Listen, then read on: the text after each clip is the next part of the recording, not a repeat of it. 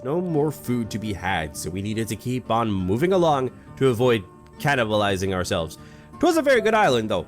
In the darkness of the night, we were getting a paddle ready to get out of this here nook. But with our bellies constantly rumbling, it was time to do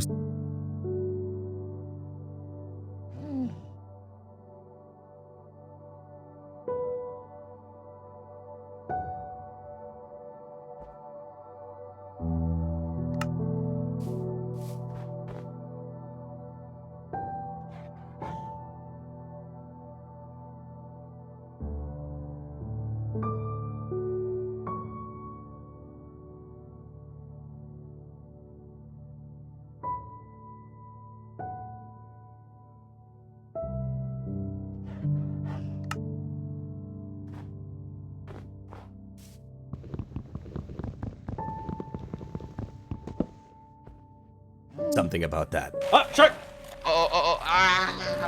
I die. Oh, He's dead! he's dead! He's dead! I am taking his meat. Protein! Just what the metaphorical doctor ordered to keep us sated, we thought, as the smell of grilled shark filled the air. And the watermelons were also proving to be useful to my survival here in this particular moment until the steaks were done.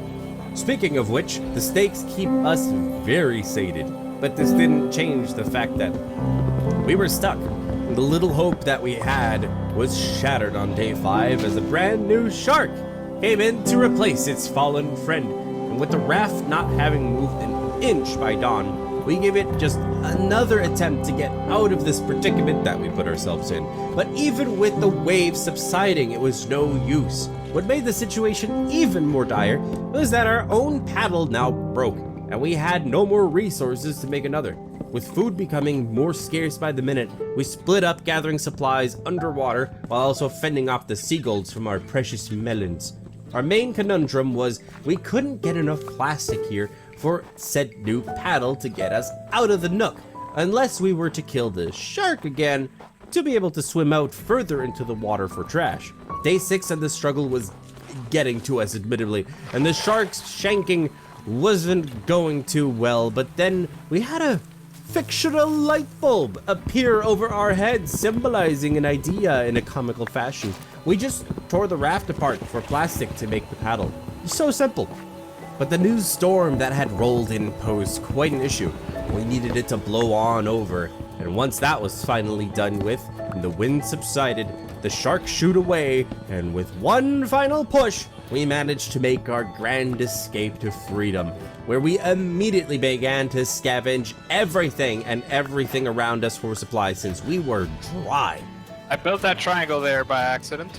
How do you build a triangle by accident? It's just like, oops, physics, geometry.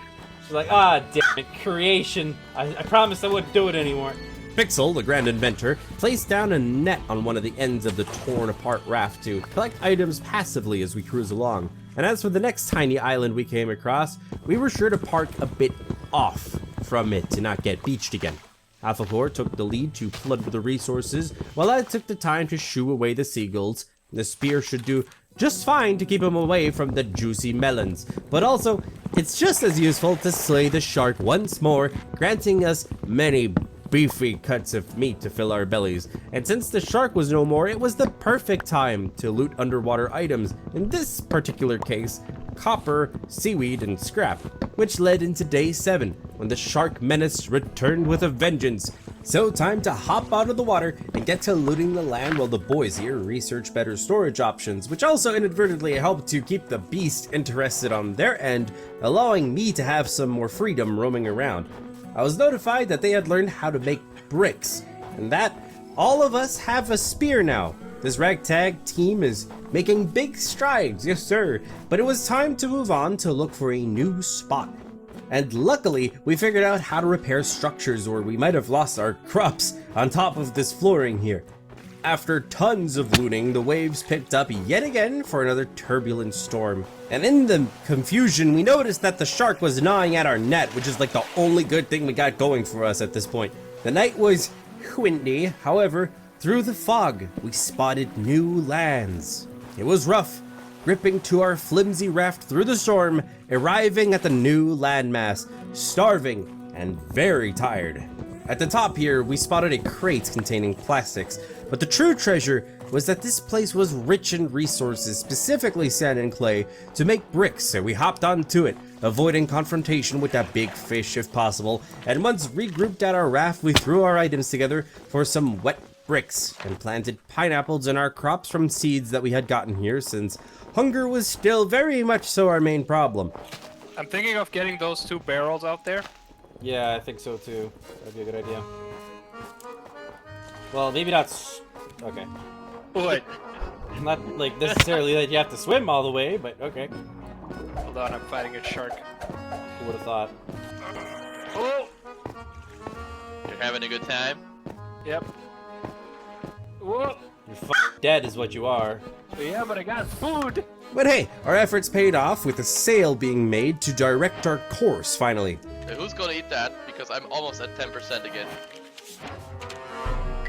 Here is where a glorious breakthrough occurred, as we discovered we could plant beets in the flower plot all along. We could have saved ourselves so many times from dropping unconscious, but what's done is done. It's time to expand the raft, which went smoothly. In full disclosure here, we have no idea what we are doing at this point and what a good design would be. The end result of this raft is, at this point, completely in the air.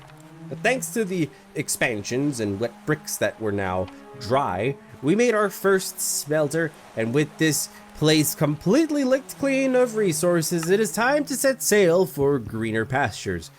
But man, we really need a way to get rid of this shark at some point. I feel bad for it eating so much wood. Here's a cool thing though. We had gotten just a smidge of metal ore underwater at some point. Not sure who got it here, to be honest, but it comes from these blue rocks like it looks like. So it got smelted up ASAP. Across the water we sailed, but the waves got so violent, they knocked yours truly straight off the boat into the murky water, and I very much so struggled to get back up. This incident almost had me sleeping with the fishes. Day 9 and the night hours were spent specifically targeting barrels to get any type of vegetables to munch on until we spotted someone else's raft in the distance, so we shifted course to head straight towards it.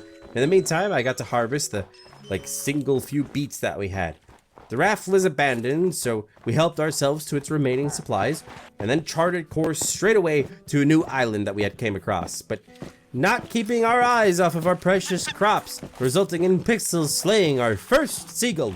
Landfall, everybody, is looting time, so we ravaged the island like locusts, picking everything that there was, and repaired the raft with some wood that we had gotten since big old shark man had been nibbling too much on our sides. What's cool is that the beets seem really great. You get a few beets per pickup, so it'll be pretty easy to keep this plot full of food growing constantly. Even the underwater items were not safe from us, getting it all, like tons of scrap. But this flippin' shark, man, we decided to fight back and landed another kill for food and peace of mind while we were diving, which was the window of opportunity that we needed to go deeper and loot this cooler that had all sorts of supplies inside. In the meantime, the boys had gotten some more metal somewhere, and Pixel was going ham on that research table, learning and shit. Things might slowly be looking up for us. Pixel's research paid off on day 10, as we now could make A brand new Planet Fitness is opening near you. Join the judgment-free zone today for access to tons of brand new equipment. Start getting that big fitness energy for just $1 down, $15 a month. Coming soon in Louisville, Hillview. Don't miss this exclusive offer. Deal ends soon. We now could make a large storage box, which was desperately needed. We stuck around this place for more clay since Pixel was still hitting the books pretty hard.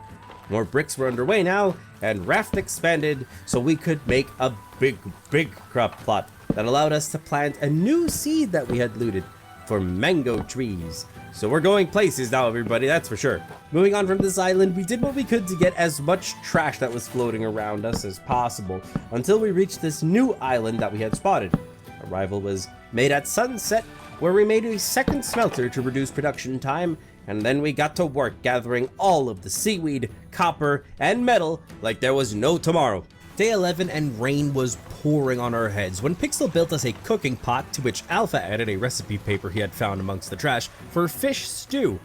But we have no fish since we are dumb and haven't even tried to fish without bait. But a brand new experience awaited us in the distance. It was not just a big island, it was huge. So we must explore. Oh, there's a store. I'm gonna go shopping. A store? Yeah, Oh, there's a wild pig! nice. Woo! Get it. Ah, yeah. He is extremely fast. So good luck. Well then, one thing led to another, and here I am, knocked out on the floor.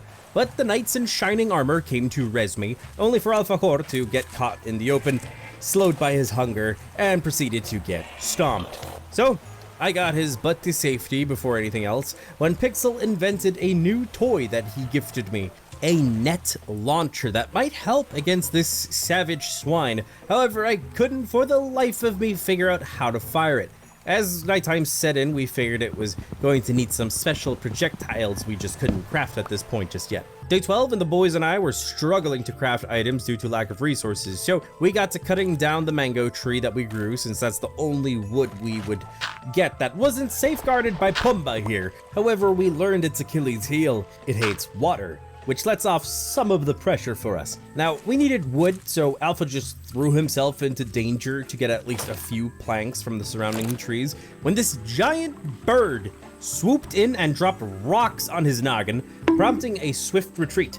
Just in time, too, since Pixel made a grand discovery.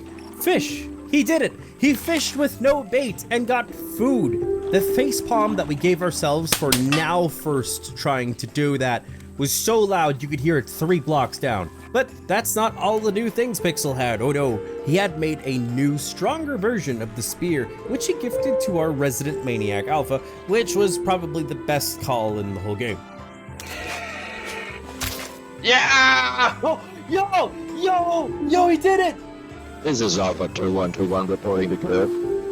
This is my house. Wood was so much an issue, we couldn't even purify water anymore. But with also now having clapped the shark's non-existent cheeks, we were free to roam around to loot, as long as we stayed safe from the big rock bird. We got supplies and tested out the shop, yet we did not have the currency needed for trades.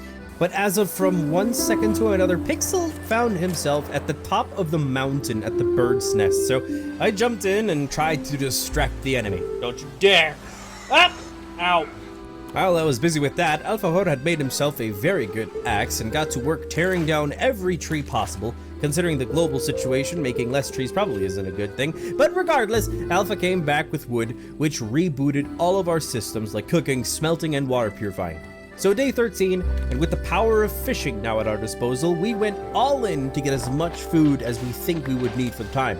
Alfajor, though, was going on his own little side quest to gather wood, dump him off at base, and go right back at it again. This was the best we all felt in this whole time, resource and food-wise. Before we'd set out, though, I became the new designated master chef of this vessel, in charge of making sure everyone was well fed. A new boat nibbler shark had reappeared, reminding us to repair the raft before too much got trimmed off. Pixel gave me a gift, though, to complement my new job, a fully functioning grill, the perfect tool for this pitmaster. As for Alpha, he was somewhere saying something about finding a cave with copper, something like that. We figured as long as he comes back alive, he can have at it. Pixel invented a more powerful rod to get bigger catches, which should keep us filled up for very long. Our explorer here came back from his expedition with tons of resources, and to reward everyone for such a productive day, everyone ate up, having not once before being so sated in this adventure. We were stuffed and still had more food to spare. So for now, we are set. Alpha made one final round to check for any unlooted resources till sunset, and once returned back to the mothership, we set out to see where the winds would take us at night. This game feels kind of like Catan that we played last time. I was about to say the same thing! It's like, does anyone have clay? Does anyone have wood? Yeah, Does anyone have exactly. stone?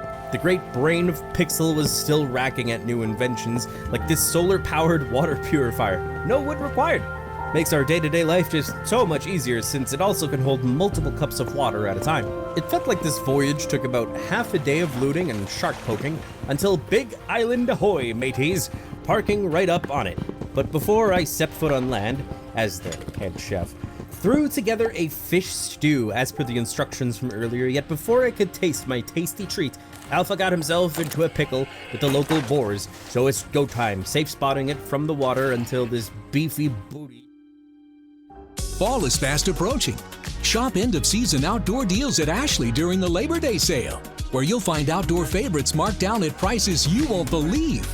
Shop more Labor Day deals in-store and online. Only at Ashley.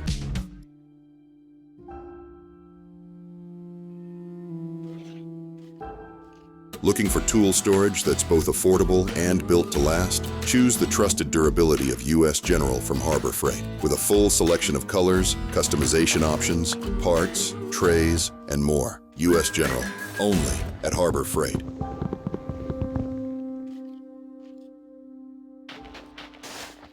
Beefy booty dropped dead, granting us hide and meat. Once I had a sip of water and refilled the tank, it was time for a taste test of my magnum opus. How's my stew, boy? I'll try it now. It fills your hunger meter entirely, and then a bit. What? Like it made the bar longer. What?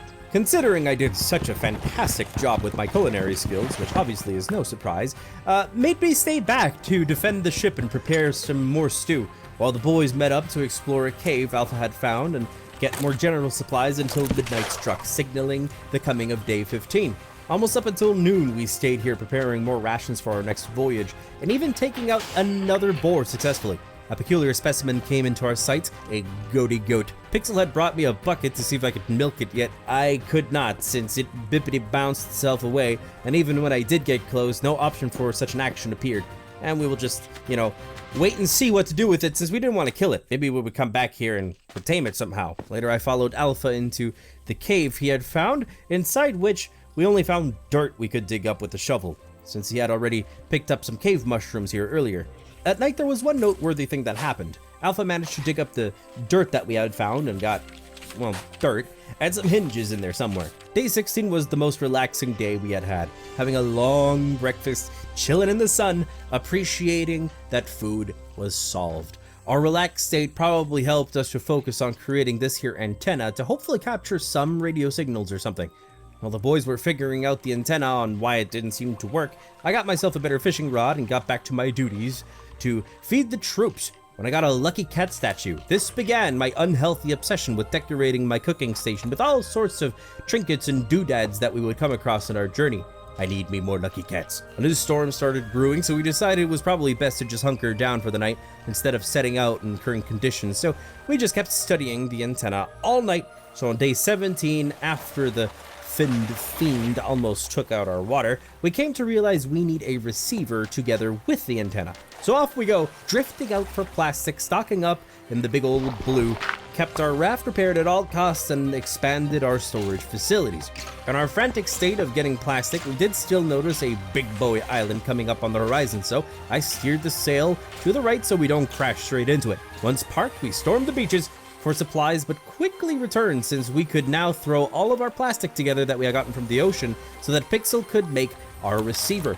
The shark, with its mouth full of wood, probably is teething. I can't figure out any other reason why he'd be so obsessed with gnawing. But there it is, the receiver is made, and with it, we begin exploring the possibility of making a second floor for some more space and to have the antennas at a higher height for better signal. And once I had made myself a good hatchet, I put together a battery to power the receiver on day 18. With the forest stripped clean of their wood, we got to work on the roof, or extra floor if you will. Placing in the battery and turning on the device shows that it needs to be at a higher altitude, so we might as well go for 2 pillars high instead of 1. As for the sharks around, I now had figured out a way to combat them effectively, poking them with a spear in the mouth just as they're about to give you a permanent haircut. That nullifies the bite, leading to quicker kills, and with that, more schmeat. Here is also where ya boy found a new species of fish, a puffer to be exact, whose facial expressions just screams agonizing discomfort, and when poked too much or gotten too close to, explodes into a poisonous gas cloud, and upon killing a second one, well, you see I fucked up. See, harvesting it got me some explosive goo, but I didn't notice that my info was full, so it stayed behind, floating in a box somewhere, only to be lost forever. If we would have had that item, that could have changed this adventure substantially, I believe. We were now certain that 1 pillar high just simply wasn't enough for the antennas, and after that we got stuff ready for Alfahor to have a good spear too. So now with powerful weapons we can defend the raft while he goes out hunting. But that does not prevent him from getting tag teamed and KO'd by the boar, which he did. And the giant bird even started to bombard the raft itself, making it clear we do need some bows really soon. Once Pixel had rezzed Alpha in the bed, he had ran back on the island for more fighting and managed to slay a boar just as he himself dropped down as well. So, as the good friend I am, I harvested the meat first and then saved it. Once daylight hit, I made my way to the cave that Alpha had found here and started picking up what I could, even got a cooler with more items inside like glass and a sushi recipe. During this whole thing, Alfahor managed to get himself knocked out again to the shark, so somebody needs to take that spear away from him. He's a little bit very trigger happy. Moving on, I scaled the mountain and got up to a new shop with a fruit garden, which I helped myself to, and another loot crate. Once I was certain everything was picked up at the top here, I gazed into the distance upon our raft, imagining what sort of wacky contraption it would become in the future. With yet another shark wiped off of the face of the earth like the pests that they are, the three of us huddled up to finally figure out the roof. Eventually getting 1 antenna to be okay, but still need 2 more, apparently, so scrap was on our foraging list for the remaining hours. With a beautiful pink sunrise on day 20, it was time to search for plastics on the open seas. A peaceful morning indeed, with work continuing on the roof with beams until a small island came into view, where we got to plundering and made a better scrap hook that collects way faster. But let me tell you, even after having dropped multiple Master Chief styled overkills on the shark population, when they do catch you off guard, it does only take like 2 munches to almost send you straight to Davy Jones' locker, so I do need to be on my toes at least a little bit.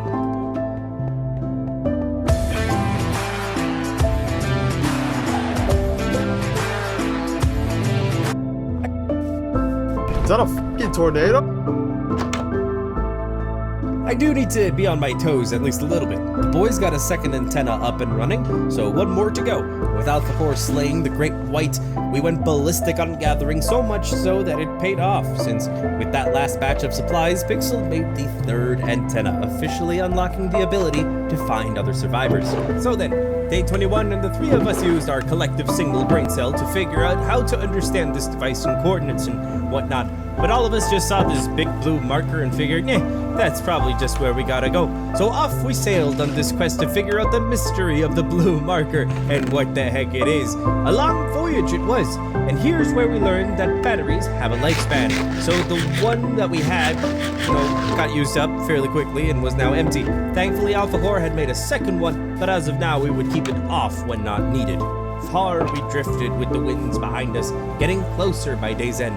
At dawn, looking out, we saw our destination on day 22. Getting a look from the roof, it looks like an oil rig, which based on our notes, might be the radio tower at the coordinates from 6324. We pulled up to the spot, and Alfahor, I think, was quite excited to get his feet onto solid ground, so he swam for it, which is when we got a recording playing from a person named Cuckoo, saying something about that 3 of them were heading to a place called Celine, and that other locations were underwater, and that a person by the name of Sparrow started to ignore the other 2.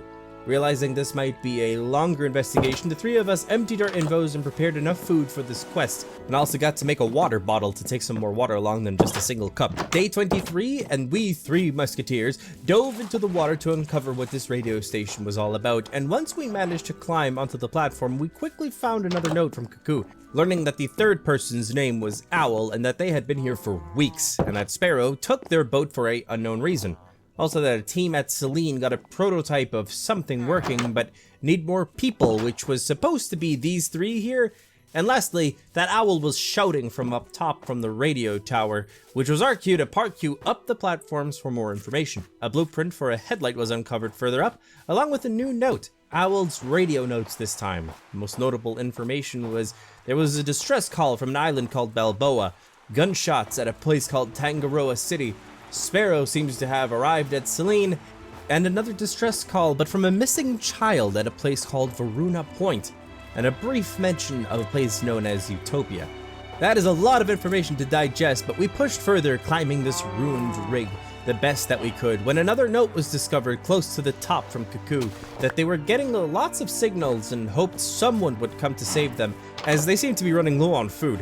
And we learned that at Selene, there's a reactor of sorts that might be a big help to everyone. Continuing to climb, we managed to clear some very scary jumps, climb a flimsy ladder on the side, and finally make it to the top, where in this glass room we found a survivor by the name of Tala and unlocked the research for a recycler and got a note from the whiteboard. As for Tala, they did not have much to say except that they were happy to see a friendly face, as Tala is a unlockable character. With all the information gathered, we returned to base just in time to poke the shark to death before it could tear more pieces apart, landing us another kill.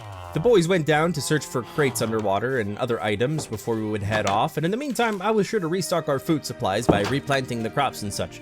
Later we gave another go at completing the roof. Pixel mainly was the one working at that, while us other two got more food going. And by the time the sun had set, the roof was kind of done, with all the antennas and the receiver on top, along with the sail front and center. Under the moonlight, it was time to set sails for our new destination, as the note we had gotten had coordinates to a new location, and Alpha Core was in charge of navigation as of now. As the head chef, I got to do some fishing, and Pixel was redecorating our bottom floor, for the purpose of making some room.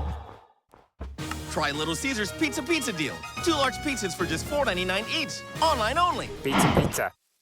Making some room for this here decked out anchor. Our travels led us to an island with a flag, and upon close inspection, a shipwreck. So we dropped our new anchor as we were close and got to investigating. We did find a box of supplies at the ship, as well as a radio, but not even here we were safe from the sharks, so we stayed on our toes. Searching around the flag proved to be quite pointless, so our next best bet was to shove a spear down the shark's mouth all the way to the dangly thing at the back of its throat, so we could search the seafloor for supplies in peace.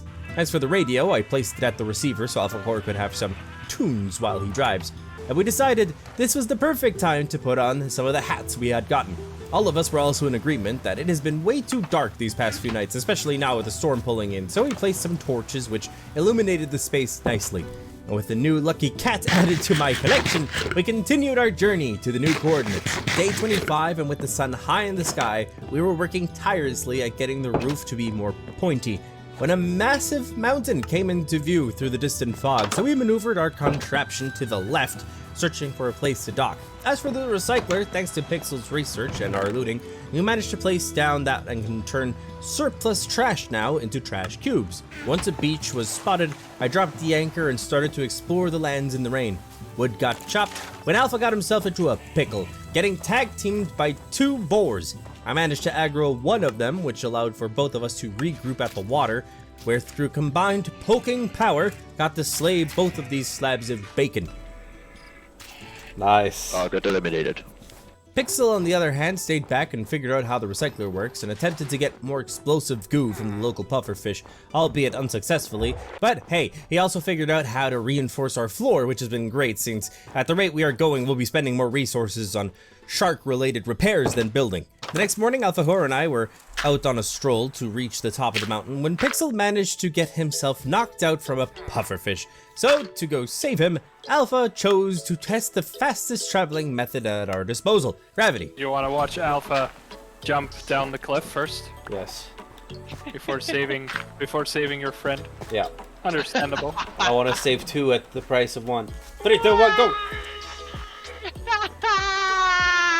Oh. Are you dead? Yeah. Oh, okay. I'm the last one alive. Well, at least Papa Crow is here to save the day. Resing both, and briefly after that, go into the cave with Pixel to gather some cave shrooms. We split up after that. I ended the life of wannabe Jaws here and found this silver algae. This and also the cave shrooms we had found must be parts of some special recipe. Pixel, on the other hand, went up to the shop and traded the trash cube from the recycler for some special bait that we wanted to experiment with.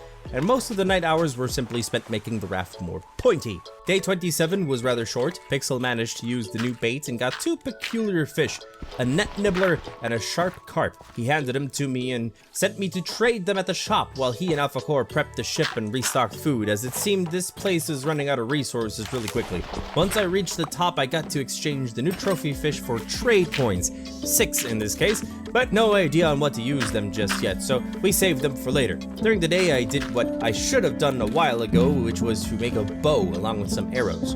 28 had me discovering what happens when you are an idiot sandwich in the kitchen. You get leftover stew when following a recipe incorrectly, but I had no time to ponder over my sludge, as Pixel sent me out again with trash cubes to go buy a compass at the shop before we would set sail. So I trekked up all by my lonesome self, and thanks to the bow, managed to get some hits in on Mr. Avian Flu over here. With the compass bought, we quickly searched for north and got some shark steaks to go, and swam off to what I wrote down in my notes as People Island, probably because the coordinates are a story location, which was very far away. Day 29 primarily consisted of scavenging and working on the floor of the raft, achieving a more streamlined design, reinforcing the borders and giving the new shark free lobotomies, until we came across a distant tower of sorts in the rain. But as we got closer and confirmed it was the coordinates we were tracking, it was a massive shipwrecked yacht. The storm cleared and the full moon lit up the area so we could comfortably anchor down on its right flank.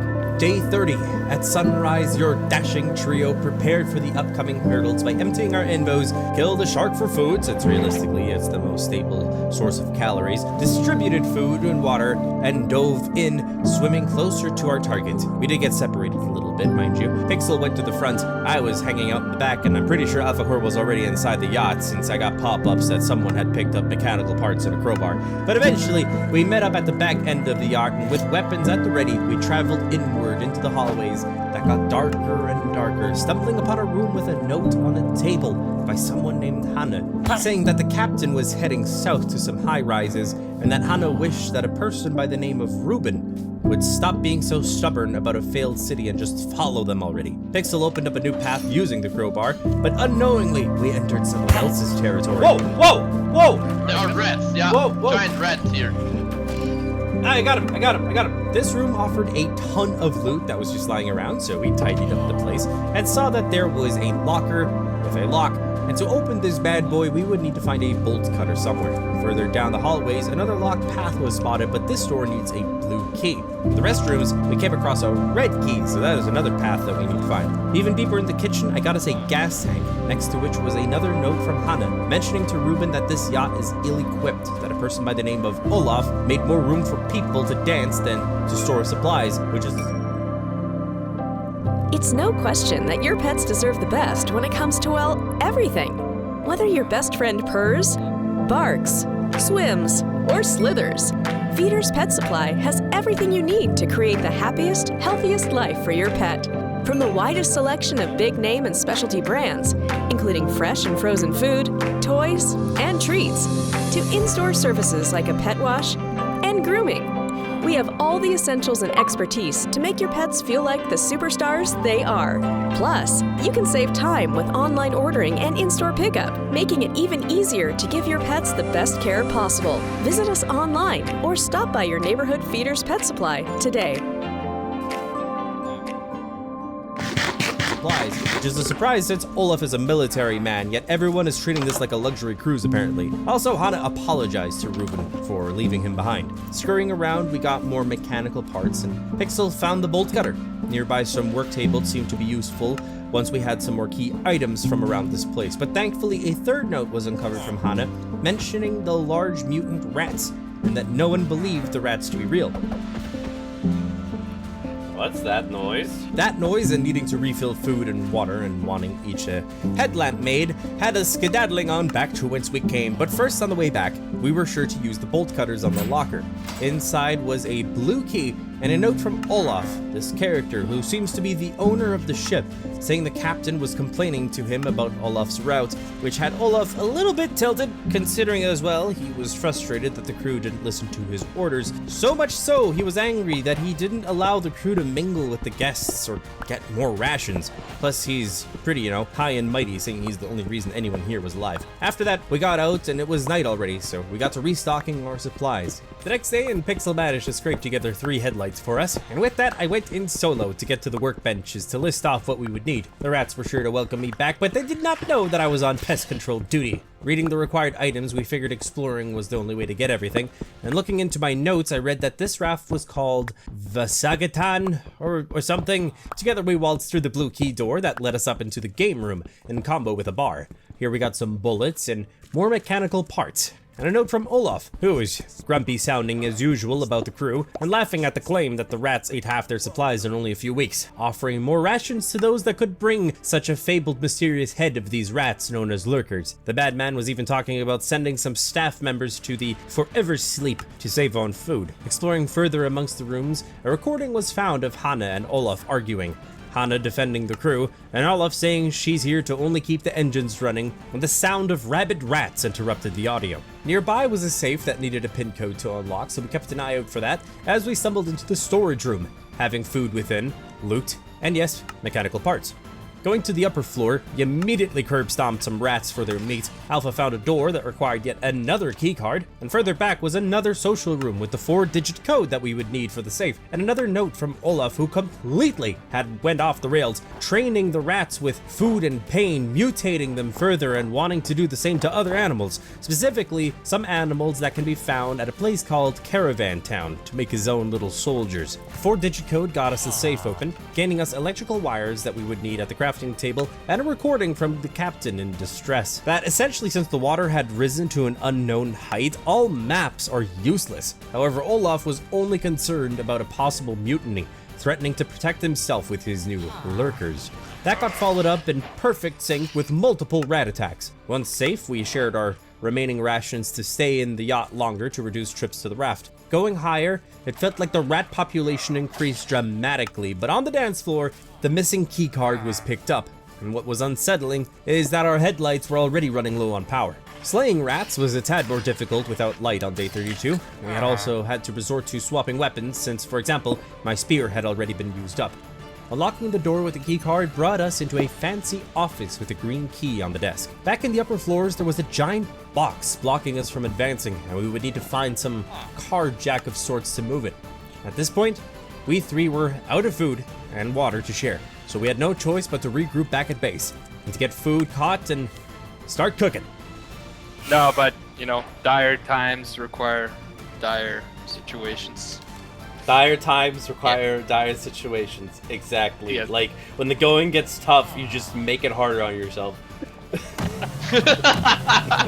And would you look at that, free shark steaks to go. More to help us stock up all of our invos with food, and back we go to the tippy top of the yacht when we went in as the sun was already setting. We spent a lot of time prepping rations, you see. The remaining rats got a whole body piercing treatment as we made our way to what seems to be the captain's room, where I got the lighter that we would need, and played a recording of what seemed to be a massive battle as they crashed here. Further up, there was, you guessed it, another locked door, but this one needed a whole ass bomb to open up, so we battled our way all the way down to the work tables at the bottom where the bomb in question was crafted with the looted items, as well as the card jack, so both final block paths can now be cleared. Day 33, the card jack was used as we fended off more rabid floor mats, and in the new room, amongst more supplies, a note from some unknown narrator expresses mass criticism of the floating cities project that Olaf seems to be.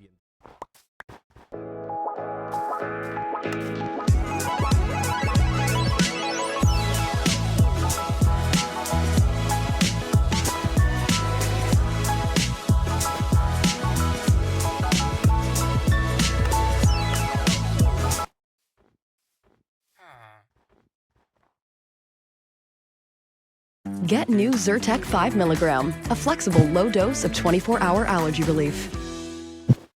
Olaf seems to be involved in. As for the up top door, the bomb was a explosive success, granting access to the command room, where the highlight was a note to the coordinates to Balboa Island and an engine blueprint, so we now knew where to go and how to get there faster. But we were not done here just yet, since we spotted a chest on the roof itself, and we leave no loot behind. What if one of you crouches right here? Yeah, let's go. Oh, I got him. Oh, nice. Yeah, I'm all the way at the top, boys. This here was pretty good since we got better recipes like coconut chicken and above all else biofuel, which surely is for the engine. The yacht here is now complete.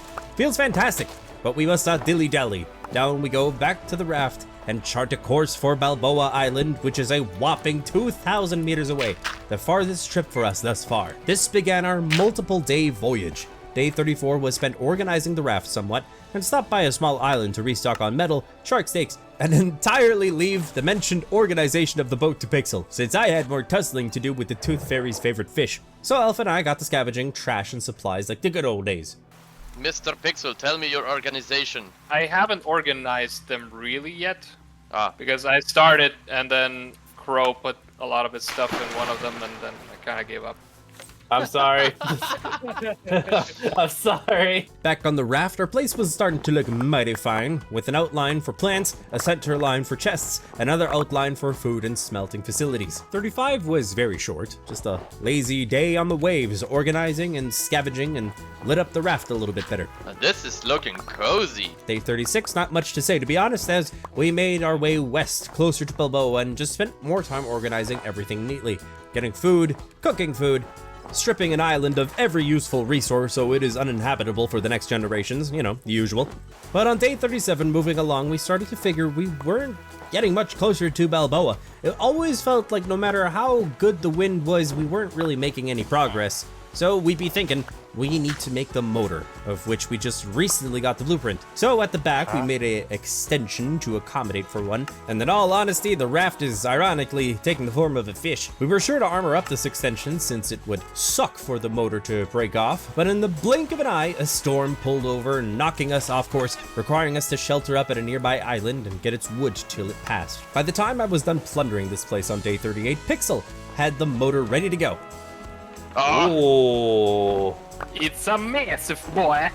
He does, however, point out that the fin needs to be bigger to access the side of the motor, but for now, I don't know what possessed me to go as deep as possible into the ocean. There was no special loot down there or pretty mermaids and squids, so we beat the ever-living hoot out of the shark instead. But the great inventions do not stop, as now we have a steering wheel on the roof, so now we can make it to Balboa. I am sure of it.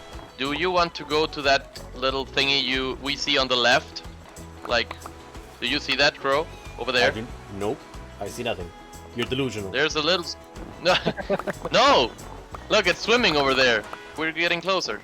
I don't see a darn thing out there, boy. It's the mermaids calling to you. I think we need a tiebreaker right here.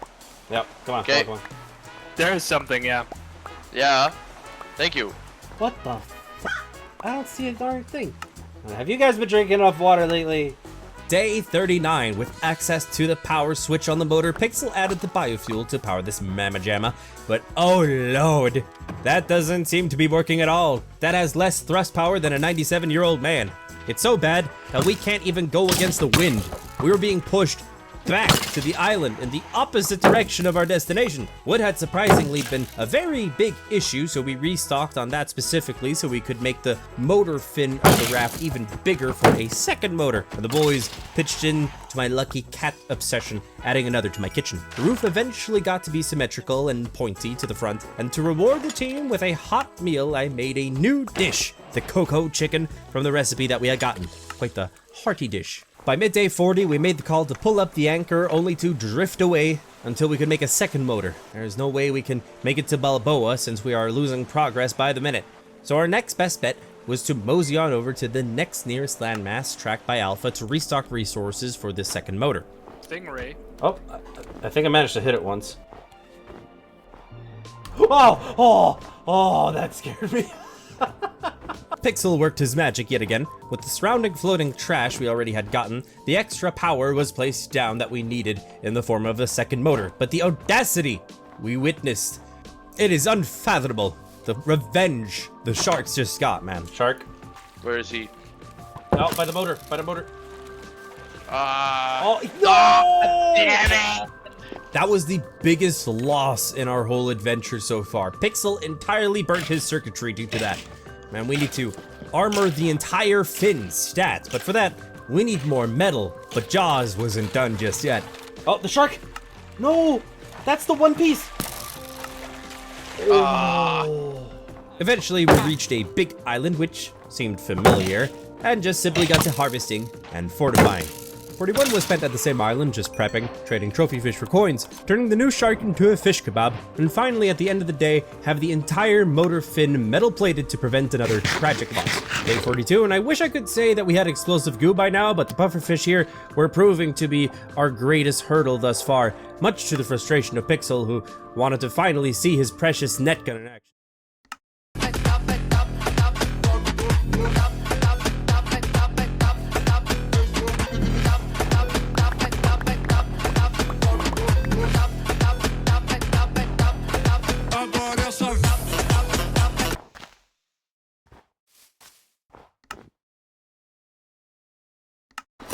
I am stuck on Band-Aid brand cause Band-Aid's stuck on me cause they hold on tight no matter what. Thus far, much to the frustration of Pixel, who wanted to finally see his precious net gun in action. But rejoice everyone, for now, we could make a second engine a second time. So now we should reach Balboa considering now the engines are spinning at a higher velocity. As we figured out, each engine can only push up to 100 foundations, which we only barely surpassed at this point, so now we have even more propulsion power to spare. Alfajor was making use of the new steering wheel we installed, so we cruised with ease for the whole day, making good progress. For the night, the island was plundered like many before it to keep our supplies topped up. It was on day 43, where after reinstating shark fin soup as a sign of shark's imminent extinction, we arrived at Balboa, large enough to have forests and hopefully people. Alpha claims to have spotted whales, which I don't fully believe, so if his footage of that made it before you, I kind of owe him $10. Arrival at last, and this place is huge. Steering to the left, we found a spot to park next to a cave in the water, so in we go, through the passage and got to an opening where we found new trees and a metal gate with some bright signs. A warning, beyond this point, a whole lot of stuff that I'm not going to care about. As expected, our boar-headed Alfajor was already long gone ahead of us, and this is the worst place for us to split up since Pixel said he saw some bear signs. It took us a while to regroup, and what had us a tad startled was we could hear some ominous spells. A signpost was spotted, surely marking all the points of interest, so we went towards the ranger station first, finding new things like bees, which for some reason had Pixel extremely excited. But then, Woody the Pooh's long-lost cousin, Winfred the Shit, made an appearance. Poke you in the head. Oh,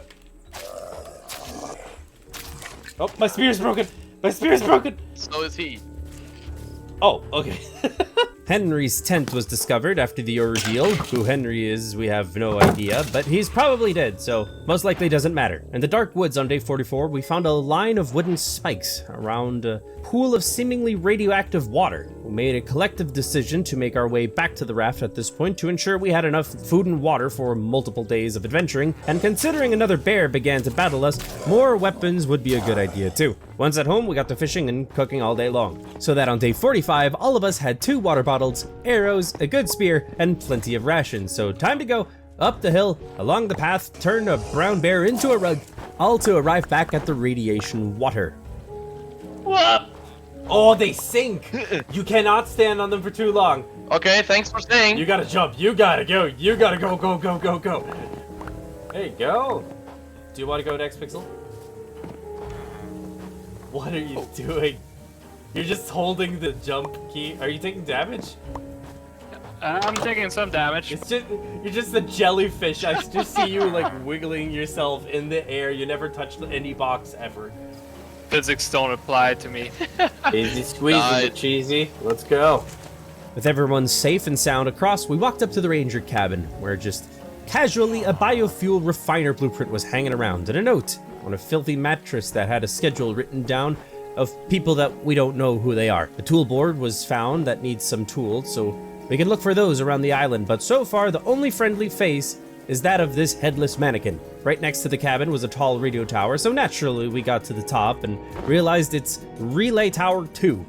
Inside we found a ton of radio-related machinery and some beds, and a note from a person named Bruno that states that he and his sister were placed in charge of the ranger station here, and even though they managed to get by with tons of bears around, their replacements never showed up, probably has to do with that schedule from earlier, I assume, and that a person by the name of Henry, probably from the tent earlier, suggested Bruno write things down since Astrid disappeared. To complete this objective, the logical thing to do was to turn on this relay station, which showed 1 out of 3, so we got 2 more to go, which are Tower 4 and 6. So onwards we went through bushes and pathways to the next one, but still took the time to have a little picnic to refuel ourselves. But the island is rather large. It was taking us quite some time to reach the next location, so darkness had already set in, and which made it feel like the bear encounters got more frequent. On our way, we found Bruno's saw in a random locker in the middle of flippin' nowhere, and on day 46, we found our way to Tower 4, but the bridge here drops from the other side, so we took our time racking our brains on what to do or if we could go around, but Pixel had a better idea. Just fire an arrow at the control box, trigger the bridge to drop, and almost crush AlphaCore in the process for bonus points. Wow. Up the stairs we go to uncover Bruno's hammer, a fuel pipe, turned on the station, and a map of Balboa. We could see the towers and a red ominous skull symbolizing danger in the most traditional way possible. For quite some time, we thought the red skull was the radiation water, but that's a tower too, so that can't be right. It's a mystery for now. A second note from Bruno was discovered mentioning that there are kids that are fighting and that he had found Astrid's wrench out at a clearing. He tried to desperately contact her via radio to no luck and said someone by the name of Miranda was screaming outside. Apparently she and Henry weren't on the best of terms lately. So now we need to figure out on the map where the flippin' clearing is to find the wrench. For now, we can only assume that the red skull is the clearing. Moving on to Tower 6, the final one, we had a fateful encounter with a new precious animal. Speaking of an annoying chicken. Did you kill it? No, but I shot it twice. This chicken is extremely immortal. Oh, never mind. Sadly, it gave us jack shit, but remembered to check on the local bees where the boys got some honeycomb. A smaller path brought us to a... Bauer tools give you the confidence to take on challenging home projects. With hundreds of corded and cordless tools and accessories, Bauer is ready to deliver. Whatever you do, do it for less. Only at Harbor Freight.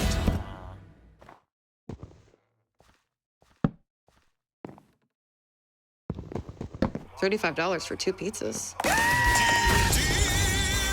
Don't overpay. Get little. Boys got some honeycomb. A smaller path brought us to a random couch with a riddle possibly left by the kids from the notes, and you think that we would try and solve it, but neither of us have that much patience. So further up we go to the cave, covered in vines, which we need to pass through to get to the final tower, but to hack the vines we would need to find a machete first, or make one. Pixel managed to collect a pine cone to plant a new type of tree back at home, so that's nice, but everything considered, the only place we had not checked yet was the red skull on the map, so that's where we might find the machete and other tools. Alpha got tremendously lost again, so we agreed to simply meet at the clearing since for the life of us we could not find him. So we wandered until Pixel and I got to a beach. Also eventually we did meet up with Alpha, but this is not exactly where we wanted to be. We missed the clearing, so now we need to backtrack a little bit and try to not get lost again. Afraid and in the middle of the woods at midnight, we came to witness firsthand why this here spot had a big red skull marked on it. I think we're almost there. I think we maybe have to jump down here at this tree. Maybe. Uh-oh. Ah! I'm This almost bear dead. seems bigger than the other ones, dude. This is a big bear, this guys. is a bad one. Oh, shit. Oh, no. Well, Where you guys at? at the floor. Pixel! I'm shooting at it. I guess I found the skull. This is my last arrow, by the way. Alright, it's all up to you now, Pixel. Oh, shit. I'm down. What? Uh-oh. That single bear took out both of the boys. I need to find a way to rescue them, especially since I am all out of weaponry. Pixel was the furthest from Mama Bear, so I got him over my shoulder to bring him to safety. A solo trip was made to the raft to bring her around to the beach near the incident, eventually managing to park there and get Pixel fully rezzed up. So now comes the real issue. AlphaCore's body is essentially on the bear, so we whipped up a flimsy plan, which was for Pixel to run out as bait, allowing me to rush into the cave and get Alpha out of there. But our bait might have been a little bit too efficient since Pixel got one shot again. this rabid beast isn't letting us off the hook. AlphaCore got revived, so I rushed to about where I think Pixel had fallen. It took me quite some time to find him, but eventually he was picked up and brought to the infirmary for a swift res. Day 49. We need revenge on this boss. That ordeal was more embarrassing than my teen emo phase, so we got a truckload of arrows prepared, cause you can bet your sweet bippy we're killing this dire bear. Our bows were worn, so we prepped some new ones, and to battle we march. But this time, we would use what the three of us had learned from our years of experience of RuneScape gaming, the art of safe spotting. Let's try and go up. Okay. I'm gonna see if I can find a point where I can see her. I think she can't get here, so we can shoot at her here endlessly. Alright, I'm coming, I'm coming. 3, 2, 1, and fire! We're too far out of her safe zone. She doesn't know where we are. Jeez McGee, baby. Fuck, I fell AlphaCore. No! Run, Alpha, run! Oh, she's turning back. I can stand here passively shooting her. Look, she just turns away. I can just chill here and shoot her. Yeah. Yo, we did it! We did it! Good. Let's fucking go, boys! Nice. Let's loot her up. Guys. How does Mama Bear have Oh, no life? yeah. I think same as Pixels, so I'm sorry. Well, you sounded so excited. Isn't it bigger though? Oh wait, stand beside him. Yeah, maybe a little bit, like an inch or something. I feel special.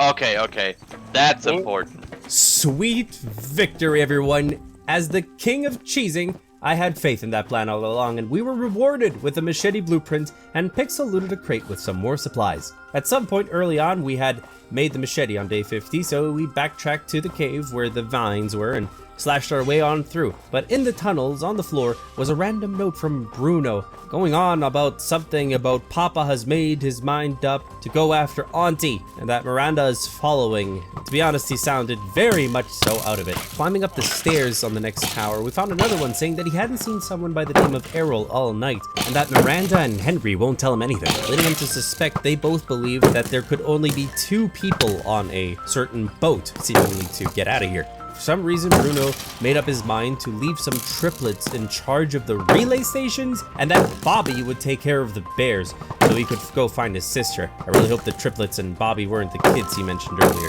At the top, the stranger was found, a man by the name of Johnny on a mattress. He's chill, another unlockable character. As for unlocks, we got a fuel tank blueprint, and Pixel found a wrench. This last relay station was activated, making a set of coordinates appear on screen, 7119, which should lead us to Caravan Town, which Olaf was so interested in. Before we would leave Balboa, we wanted to be sure to get all of the natural resources that we could possibly gather, so we tried our best to get some more pine cones and lots of honey first. 51 was quite worrisome, as between days, we logged out, and now we're back in, and AlphaCore had found himself stuck in the mountain mesh. What? I am inside the world. I'm glitched into the mountain. Well, I find this hilarious. You are exactly over me. What? Why is it always you, Alpha? I don't know. Eventually, he was freed near our raft somehow in the distance and took that as an opportunity to make us a bug net and prepare some food to bring to us. But in the meantime, Pixel and I got to getting more.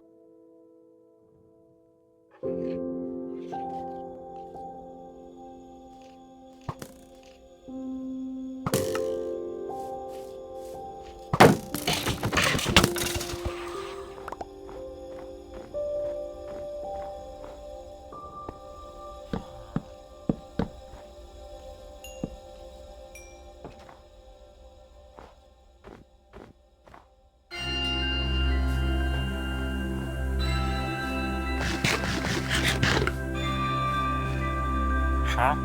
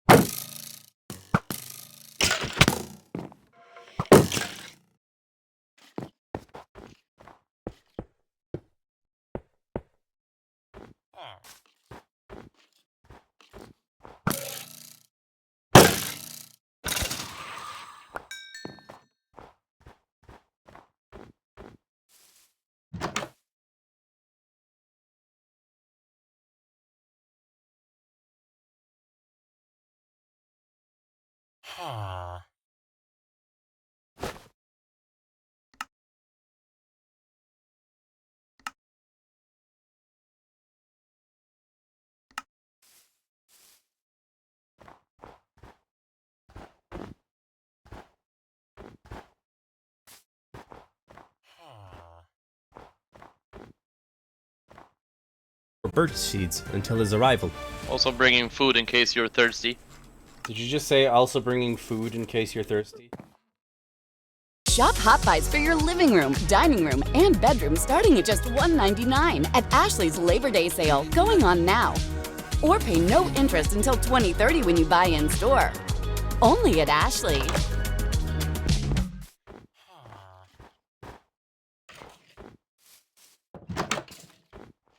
In case you're thirsty. No, fruit. Oh, okay. Fruit. Sorry. Now then, the bug net let us get our own swarm of bees for a possible future beehive of our own, which is pretty sick. As for the ranger cabin, we still need to bring the tools there, so that's where we went through barren-fested lands when Alpha vanished from 1 second to the next, reappearing higher on the hill. When did you find the time to get up there? Where he finally found the source of the bell noises.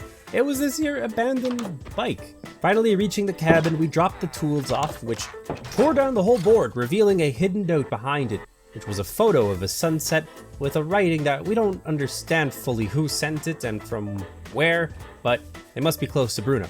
Day 52. After tending to the forges, purifiers, and all remaining facilities to get this rig up and ready, it was time to say goodbye to Balboa and sail towards Caravan Town at midday, breaking off from this now familiar beach. We spent so much time here, it kind of felt a little bit odd to leave. But we could not resist the sea, especially since the wind was in our favor for the long path ahead, traveling far and taking a break at night at an island to restock. Nothing but the big blue horizon to see for the majority of day 53, catching more of nature's bounties, when I landed a scrap duck, which was immediately added to my collection, of course. Guys, I can't keep up. I can't keep up. I can't keep up. I can't get up. The shark is getting me. I can't get up. Here, come a little bit to the left. I can't. Here. Wait. Let's turn this off. Oh, that almost died. I'm so close to being dead. Just some more Schmoll Island looting, which we were happy to do since this one was the jackpot for metal ore. So much so that on day 54, smelting was set to overdrive as we pressed on through wind and rain to Caravan, making pit stops in the fog on more islands for metal and whatnot, getting into trouble when the opportunity showed itself, having to save Pixel from this tuna on crack, and Alpha 4 learned a new way to end the shark, hiding a fresh spawned shark and turn it into sashimi with the machete. It's safe to say we were set on metal for a very long time, and to keep morale up for the crew, I placed a pirate flag for morale. We still have 600 or something units of distance to go, so time to sail through the night. The great inventor Pixel had a new device to show us on day 55, the biofuel maker, into which we put fruit and honey, and he assured us that slowly we would have our own steady supply of fuel, since I think we were still running on what we had looted. Finally, in the distance, we saw our target. Caravan seems like a whole massive city made out of containers and RVs. I always knew the rednecks would survive the apocalypse. Anchor dropped, and now you know the drill. Stock up on food and water before making landfall, for this will be a long quest to discover this place's mysteries. The protector of this here town was a giant bird, like we had seen before, and sure, our roof was blocking the rocks, but it was making fishing very annoying, so we managed to gang up on it with some bows, getting bonked on the head a few times with some boulders, sure. Ow. But with some arrows that hit true, oversized roided chicken was served. Pixel got a ton of feathers and had a new hat from it, which is pretty neat, I do say so myself. But we needed to get back to our duties, whilst also keeping the shark population in check. Also, somewhere Alpha had looted head broth, and just looking at it assured me that I would be staying in the position of head chef for the foreseeable future, while the others focus on weapon crafting. The next day, we got geared up, parked at the dock, and it's showtime. And right off the get-go, we were getting amongst the rubbish some battery parts. Higher and higher we went, scavenging for anything useful, taking a moment to appreciate our raft's beauty, of course, and then find a note from someone named Dedo, their scientific journal, which reads that someone by the name of Sanjay doesn't believe in Dedo's water pump idea, and by the sounds of things, the neighbors weren't too happy with Dedo's work. Right here's where we realized that there was a ton of tubing around us, so we indulged in some puzzle solving. Oh, look at this, look at this, look at this. Oh, it comes out the other way, look. Yeah, there we go. Yeah, it's lifting up the thing in the well. Cool. Do it again. There, it's got a zip line part. At nighttime, we came to see the utility of a zipline in this place, since multiple paths seemed to be blocked to us without one. Pressing forward and getting more battery parts led us to a second note from Dedo explaining that they had to move on and Mom was very sick. To our surprise, Olaf seems to have made it here, and was shouting orders and catching all the hyenas. Dr. Henrik seems sick as well and reminded Dedo to not get too close to the pigs, and Sanjay was scared. The swines mentioned were spotted in the distance, and by the looks of them, they's nasty. Looting the entire place was taking a lot of our time, which we didn't mind, and as we came to a place seemingly to have been the marketplace, a note was found by Alfajor on a stand by another unknown narrator going on about how raft towns started in Indonesia, that in Jakarta, due to the rising water, people started to band together in rafts, and that coastal authorities had concerns with how many people were starting to adopt this raft lifestyle pretty much.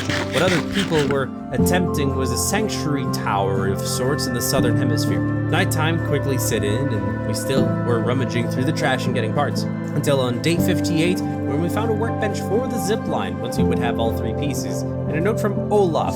This was a 5th draft of a speech for the rafters. He was practicing it. Essentially, from what we can tell, he was lying to them that he left the corrupted city because they wouldn't let the working class citizens on board. He went on about how the rich should share their luxuries. Ironic, since, he kind of had the whole yacht filled with, party people, all of his wealthy friends, and tried to motivate the rafters.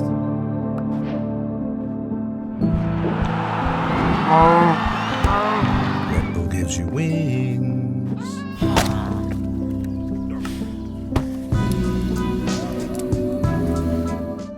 Motivate the rafters to take over Tangaroa, sounding like a revolution of sorts. Later at a drop-off, we saw a device that needs explosive powder, which made us think that surely there had to be pufferfish here for their goo to make the explosive powder. Next to it, a note from Dedo. This apparently is a rocket, and it's one of their experiments, which up to this day seems to have only helped to create arson. On the roof of a trailer, Dedo speaks about monsters, that Olaf had arrived in town and Dedo's dad was going to his meetings. Dedo and Sanjay both snuck onto the ship where the meetings were held, where they saw many cages filled with rats, as well as a massive and aggressive hyena. Determined to figure out what happened here, we kept reading notes. This one from Sanjay, who's possibly in trouble. Dedo had whipped up a diving suit along with a oxygen device. The problem here is Dedo went underwater with too much weight, and Sanjay needed to stay on land to keep pumping oxygen to Dedo. Continuing the note, Dedo seems to have been saved, thankfully, much to the relief of Sanjay, but Dad forbid Dedo from making more experiments, and that Dr. Henry affirmed that Mom would soon be cured from her illness. Further down, it seemed like we now know what the diving apparatus looks like, a pipe that pumps air to whoever's using the diving helmet. However, this place was exactly what we had been looking for so long. It had pufferfish for days, and we managed to successfully kill some and extract their explosive goo. Looking further down into the water, this place goes very deep, and we do plan to follow the oxygen tube wherever it may lead us, so we swam back to our raft to craft some diving gear, as well as smelt the explosive goo to get explosive powder. Food was restocked, and thanks to the powder, we learned to make the God-blessed net canister, so we can finally trap some animals. Since we were home on day 59, we took the day to make some important upgrades. Like now we have 4 forges. Food was also our main priority to fill up on, while Pixel was working on some rebreathers and flippers for the coming dive. While we move the raft to the location, I just want to remind you that, not sponsored, but I am partnered with G-Portal, so in all of my video description boxes I have a referral link for you to save 10% on game servers. I got you, my lovelies.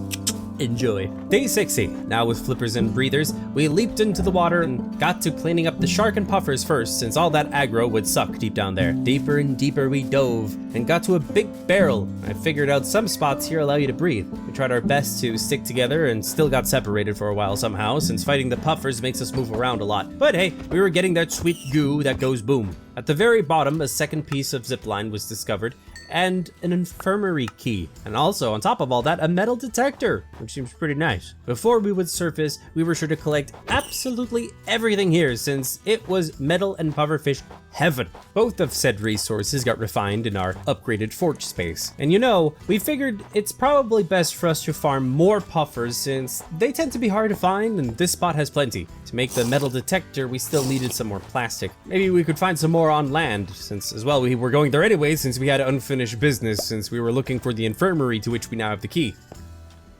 Oh, lucky. A lot of time was spent searching for just a little bit of plastic for the detector when Pixel happened to be at the right place at the right time to get us a new friend. Let's bring that to the raft, because we haven't found the infirmary yet, and you need your hands free. I'm going to call him Jimmy. Okay, we caught Jimmy. Jimmy produces milk, but we don't judge. We got Jimmy. Alright, let's make a grass plot for it. It needs plastic too, so maybe later. Jimmy, you're going to have to be hungry for a while. Thanks to the moonlight, we spotted the infirmary sign on a distant plateau. But we came to realize we can't get there without the completed zipline, so the only option we had at this point was to light the fuse at the trash rocket with our new powder, which flew gloriously across the sky up to the point where it turned into an explosive piñata, blowing up and bursting into flames, but something parachuted out of it onto a distant rock formation, so we wasted no time rushing to recover whatever it was. Turns out it was a test dummy. Good call, Ditto. This gave us the final zipline part and a blueprint for fireworks. Crafting the zipline at the workbench added one to all of our invos to attach onto our clothing slots, so it's time to test them out. Nice. Oh. Oh. Uh-oh. Ciao. See ya, man. Alpha and I learned from Pixel's tragic fall, getting across to where the infirmary is. Oh, yes. But bees and diseased pigs are in the way. Big Papa Nurgle, god of disease and pestilence, got them, because they are horrendous looking. Alpha conducted research on them to see if they are Angie by running into the midst of them. His research confirms that they do in fact be Angie. So we did the logical thing, which was cleansing this land of this scum, and caught the bees. Eventually Pixel joined us, just in time to go into the infirmary where we found some healing salve to refill our health, and at some point Alpha Horde managed to craft the long-desired metal detector. Here we find a note from Dr. Hendrik, who says the plague here was caused by the pigs. Wow, who could have thought? But it's confirmed, I'd say, since the butchers were the first to fall ill. Would you look at that? Seems like this all started when good old Mr. Olaf Wickstrom arrived here. Coincidence? We think not. We found the mayor's chest key and even better healing salve before zipping on over to the mayor's house, where I found a absolutely stunning and fashionable hat, the most stylish one known to man. And also came across a chest to open which contained a engine control BP, as well as a note containing the coordinates to our next destination, Tangaroa. Plus, we can now research battery chargers for our receiver batteries. To rest up, we made a quick trip back to the mothership. And on day 63, I offered up a trinket we got from our journeys for Alpha Core's navigation station, a dummy to keep him company. We all know that that should be at my trinket collection, but it is a sacrifice I am willing to make. Pixel sent the two of us on a treasure hunt with the new metal detector, while he would go and search for more animals to tame. The gang split up. Alpha Core went ahead of me to find treasure with the metal detector, and I followed up with a shovel. This one here, for instance, got us some titanium, the highest tier metal obtainable, and a second treasure granted us even more of it. As for Pixel's side quest, last thing I heard, he was missing most of his shots trying to catch a flippin' chicken, until finally he landed a net, granting us a constant source of feathers for arrows. And lastly, the third treasure was a tiki piece for decoration. What's the chicken's name? Chuck the chicken. The chicken is called Chuck? Yep. Chicken Chuck? There, now we can say that we spent our time well here in Caravan, but it is time to venture on. We set the titanium to smelt and set a new course for the place known as Tangaroa, and on our travels, we prioritize plastic gathering as we need more, as we wanted to expand the raft even further, twice the current size in fact. Day 64, a quick pit stop at a baby island to loot up, and got a grass plot going for a growing zoo. The treasure here was meh, nothing special, but what was special was Jimmy's milk, which Pixel drank and approved it for human consumption. By night, we were done with extraction procedures, so we kept moving on day 65, and we kept at that plastic grind since we need a ton. Not just for the raft expansion, but also for the battery charger and the beehive. So our hooks were flung left and right at the speed of light, up till when we saw a large dome on the horizon. So that must be Tangaroa. Also by now, we had some more collectors on the side of the raft to speed up our ocean cleanup endeavors. First, by nightfall, we made it to the seemingly floating city, capsuled in a glass dome. Before heading in to see if there are any survivors that could be found, the tiki was placed at the top, looking all pretty, and same goes for the brand new beehive next to the zoo, but it needs flowers to produce honey, so we'll have some soon, just need to plant and grow some. Next up was the battery charging station. Then we got to preparing our favorite foods for the go when your favorite chef got another gift for my kitchen. A juicer powered by a boat engine. That is some industrial level quality right there. And well, of course, since my station was expanding, I needed to place down more lucky cats as my pride and joy. 67, not much to share with yous, to be honest, aside from the fact that the juicer works like a charm to prepare some smoothies. But yeah, we were just grilling most of the day.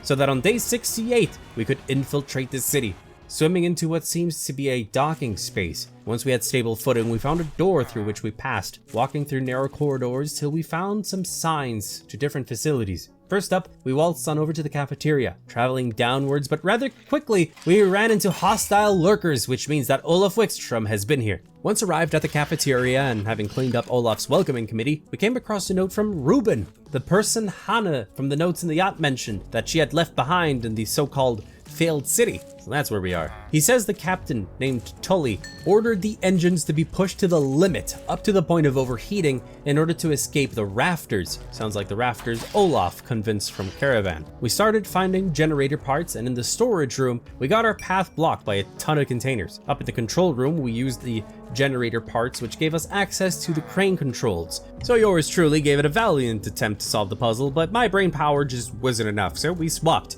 The boys would solve it from up top, and I would try to walk through. I'd like to say we did it quickly, but first by day's end did Pixel manage to solve this perplexing puzzle. The boys got through on day 69, and we pressed on, finding a water pipe blueprint, and another note from Ruben. In short, engines are people are getting hungry, the rafters are getting close, and the reactor was sealed. The skirmishes with the rats continued until something triggered water to pour in. Yo, what's going on? Water is coming down there. Alright, we gotta climb up. Oh, I don't think we can. No, we have to wait. No, we have to go through this door. This door open. Come on, guys. Let's go. Get to the storage area, get oxygen. Thankfully, we can breathe in the storage room, and thanks to the flooding, we can climb this ladder now. In this new room that connects to the plantation was a note from Ruben, and by the sounds of things, hit the fan real fucking quick, as the captain opened fire on the rafters, causing panic and riots in the city, splitting the people into those that supported Captain Tully and those that did not. To start, only a tiny raft made it inside, with a child on board whose parents were sick. Must be deado, we thought. All this had Ruben and the others wanting to leave. Reaching the plantation, we saw the flooding had reached here, and due to the exposed cables, this room has become shockingly effective at ending lives, putting the electric chair to shame. This place was luckily still active, allowing us to harvest bananas, as well as some strawberries, but to solve the electrical problem, we need tons of tape for the power boxes. A new note from a person named Johan, seems to be the one who ran the farms here, said the ecosystem has been ruined, and there was not enough food to begin with.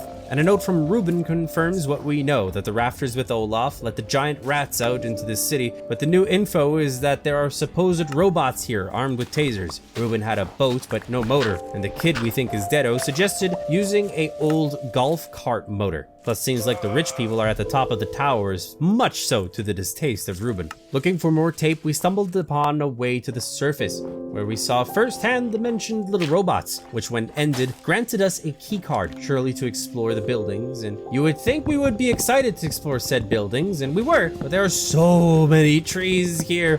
We're gonna get a lot of wood, boys. The keycard opened a door so we could go up the elevator, but not even the units are safe from the rat infestation. And these look stronger than the ones that we had met before. In the confusion, my aim was great, but sadly my arrow still hit Alpha Core, downing the poor lad. We now need to head back to get him back into shape. Pixel had found a ton of tokens of sorts, maybe the local currency. And on the balcony, I could see a spot I wanted to reach, but I fell a few floors more than I would have liked to. However, I did catch myself and got to a different unit. And after soloing a rat, I noticed that Pixel had made it to me, carrying our fallen brother. This taped up door could only be passed with a machete, so thank goodness we had one on it. Inside was a safe with some loot, and we decided it is time to go. So we got out of this tower and saw a big gateway that we managed to open, which also prompted an inflatable slide to pop out. Considering I was now carrying Alpha, Pixel swam out to find the raft and bring it all the way on over here, allowing us to get our third member back. Day 70. Geared up once more since we're here, and then we split up into different buildings to cover ground more efficiently. So we were all getting tape and tokens super fast, and the zip line from Caravan was still useful here, parkouring from tower to tower, until I got to a taped up door and had no machete. So the boys came on over to grant me passage to continue ransacking this place for pretty good loot, until the nighttime hours came in. But at this point, Alpha stuck with me as my new designated door opener. The sun rose on day 71 and we still needed more tape to go, so we just started double checking absolutely everything. Oh yeah, this is the office. Oh, you missed 2 tapes, man. Shame on you, Crow. No, he's talking about Oh. you. Oh. The disrespect in that tone! The tape was helping us control some of the electrical spots at the crops, where I got a new note from Ruben, and seems like the kid we assumed to be dead got the motor working on their escape boat, and would try to get some more survivors to come with, to head towards Sanctuary. As for the rafters, they are either gone or in their apartments, and are quite sick themselves at this point of writing. With more boxes fixed, I got to this place with an elevator that had a blueprint for an electrical purifier. Up the elevator I went and reached the ground floor to the city, opening a door that till now had been blocked from the outside. Going even further up, I got into a festive room, and since it was actually Pixel's birthday this day, I took total credit. Surprise, Shawty! Aw, you guys. You didn't have to. You got me 3 vending machine tokens? Yeah! All for you, Wow. buddy! Yeah! And all these presents I can't open. They're Yeah! probably They're just aesthetic. they're cinder blocks. I'm taking that out of your paycheck, by the way. Oh. Nice. After tons of exploring, we made it through the night and finally got to the zip line that leads to the center tower. Well, Pixel and I did. Alpha was still on his way up. At the tippy top, we waited a good long hot minute for him to arrive, but there, the 3 of us are reunited and it is time to go into the center room together. If there are any survivors, they have to be close by now. We were greeted with another elevator and a security guard recording. It sounded like a riot had broke out, and Captain Tully had given orders to the guards to shoot to wound. On the top floor, there was a keypad for an emergency bridge launch, and a note that had the city's street names on them and some symbols, which we quickly deciphered that the code has something to do with the buildings and the streets in the town. So the boys went down to inspect the roads and shops for numbers to correlate. They did a splendid job in record time for me to insert the number sequence. That was 4, 8, 1, 3. Success! We did it! Nice. Whoa, whoa, whoa, whoa. Are you seeing this? Whoa! Yeah. Ah, the shit. Hey, yo! What the f happened? The top blew off. Yeah, already then. Our new objective is clear. Infiltrate the bridge. And the boys already were on their way to bring the raft around. Alright, boys. I'm coming down. Alright, here I come, boys. Here we go. Oh, Oh. Yep. There we go. I got that. Very well. A quick dash in the water and into the pod we go. And there was in fact a survivor by the name of Elaine, another unlockable character. Nothing much to say to us. We can now research even larger storage, and Pixel had also snatched up a note for the coordinates to Varuna Point 5626. The last message we could find of Captain Tully elaborated that Tangaroa is, let's just say, not really sustainable in the slightest. Even he didn't initially want to admit it, though. He says he should have let the rafters starve, yet he didn't. The only option left was to abandon the city, yet he and 24 people who used to run the world stayed. From his last words, it sounds as though they would be repenting for their mistakes before their deaths. Well then, our crew knew where to go next, but first, the true prize. Time to fire up those hatchets and take down every single tree in town, which was a massive undertaking, but this was what we would need for the raft build. Woodcutting took up to midday of 74, and a large storage was placed smack dab in the middle of the raft to store it all. Plus, I placed a plot for flowers for our beehive. But now we are set to head on over to Varuna Point at sunset, appreciating this world's glorious beauty. When, wait a minute. We forgot something. We totally did not even spend our tokens on vending machines in town. We're turning this big piece of junk around, cause it's shopping time. These are the vending machines in question, and they're in the middle of town by the center tower. Here with all of our cash, I managed to snag us 6 bottles to save on plastic since We want to expand the raft and save on plastic, plus 2 backpacks and some plants for decor. Checking the whole town for treasure with the metal detector was nothing more than a colossal waste of time on day 75, so there. Now we can head on over to the place known as Varuna Point, expanding the raft to make a symmetrical design, and to stop at islands to do what we do best, plunder for booty, while the shark kept nibbling on, well, our booties. The highlights of day 76 was that thanks to our flowers, the beehive was up and running, ready to get to work. Restocking was lucrative this day, and expanding went smoothly, with all of us sticking to our chores. We embarked again at dusk, and let me tell you, this middle section filled with collectors is already paying off through passive gathering. Close to midnight, we ran into an unexpected, mid-sized island. The biome felt similar to that of Balboa. This island would be the grandest day for your salty sailors, since during looting, we spotted a llama, an animal which produces wool which is needed for armor. We finally found one. We had been waiting for one for ages. Pixel got straight to taming it. How nice and how cute. Then what's this one's name? Larry. Larry the llama. Thinking nothing further of it, I waddled on over to buy some bait at the shop. What? Where's the llama?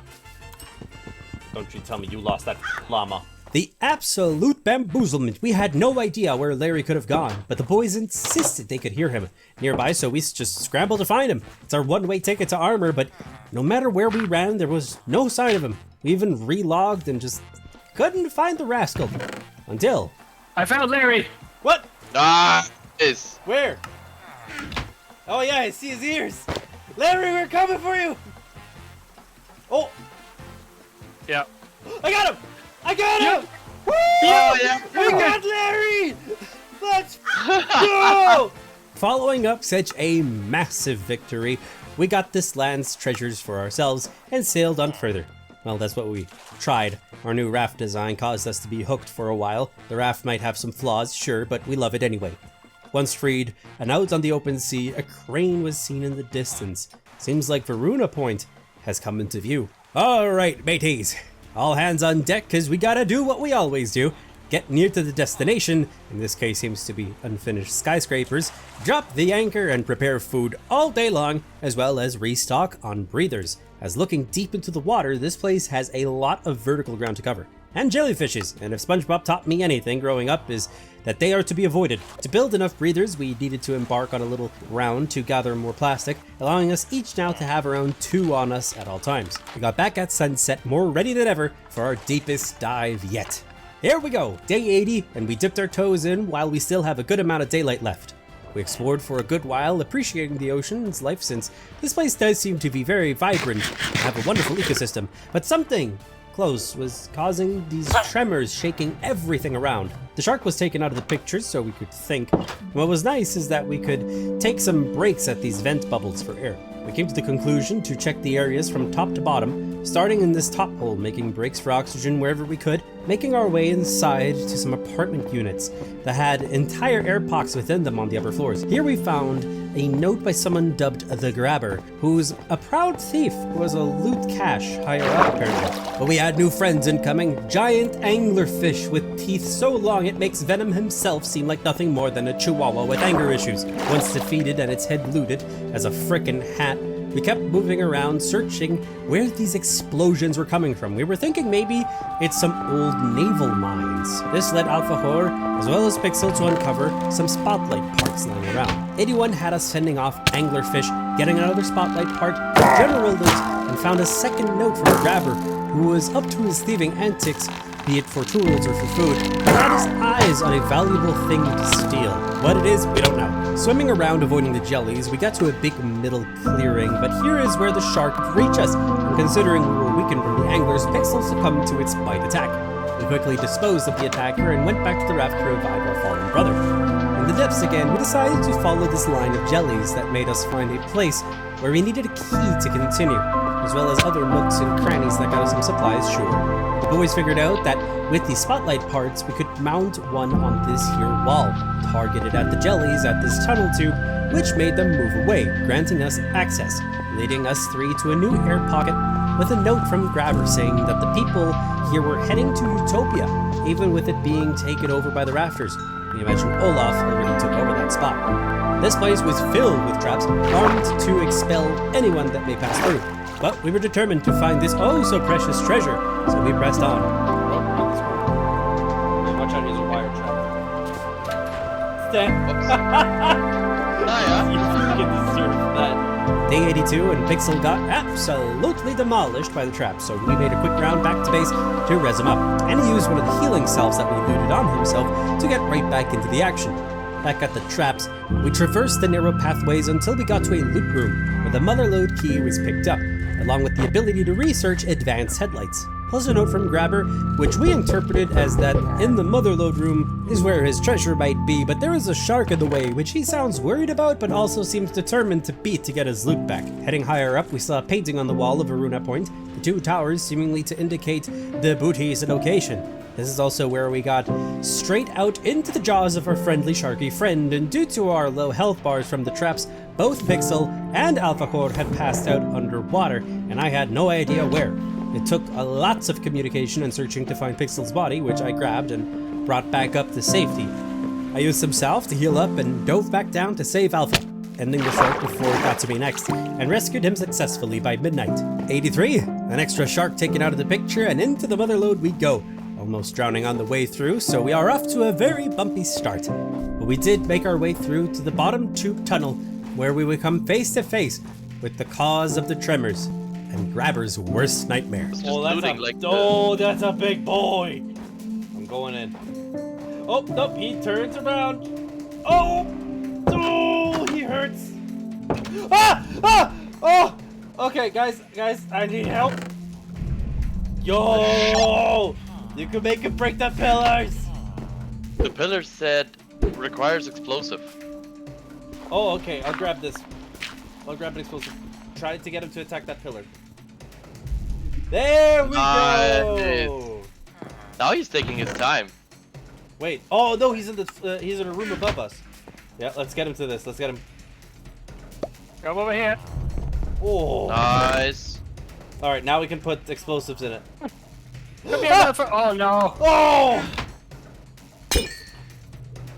Ah, he's big. He's very big. He's glitching into that. Oh, there we go. Yeah, that's right. All right, he loves me. Oh, there he is. This is the final room, boys. Oh no. I am dead. I can carry Crow back. Yep. Thing is, if all of us die, then I need air. So, that leaves AlphaCore all by his lonesome self in the line of fire of the Hulk of all sharks and saving the team. He did his best, managing to make a magnificent break for it with me on his shoulder to bring me to the bed, but he as well perished beneath the waves.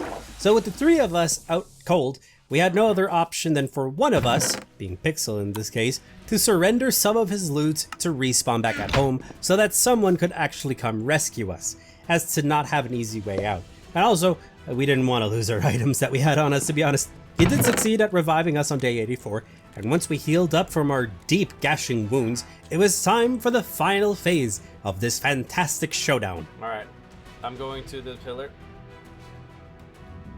There we go. Yeah, now one we're more cooking. of those. Yeah. My turn to be productive. Nice. Alright, my turn. Oh, he's coming for you guys.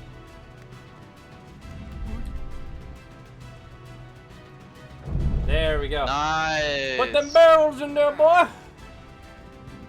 Oh, that was close. Okay, I'm gonna try and get him to blow this up. Come. He coming. Bada bing. Nice. Yeah, let's go. He's dead. Victory, my lovelies, but we must not dilly-dally. Up we went to claim what Grabber had lost, reaching a staircase leading to a construction room of sort where we got the crane key, as well as a wind turbine blueprint. Moving along this tube after what felt like an eternity, we reached the outside and subsequently the surface, moving up the scaffolding on this side of the building to access this construction zone. Navigating this place would have its hurdles as darkness already set in. A note from Grabber reads that a man arrived here that was talking to dolls, and that this person climbed high onto the crane with a satellite dish, crying out for Astrid to no luck it seems, which piqued our interest since that must be Bruno looking for his sister. Grabber claims to have stolen one of his dolls, and that its name was Miranda. So now I don't know what to make of all of Bruno's notes. Like, was everyone a doll? Is Astrid a doll? The man left this place after freaking out about it. This place was a jumping puzzle, so my Guild Wars 2 skills came to shine. Alf and I had made it quite far, but Pixel was having some struggles with the first bit, but encouraged us to keep going. All the way up the ladder we go, reaching the top of the crane. Eventually, Pixel joined us, so together we could see what would happen when the crane key was used, which prompted it to tilt around and drop a massive load on the second tower, breaking it, leaving a massive hole in it.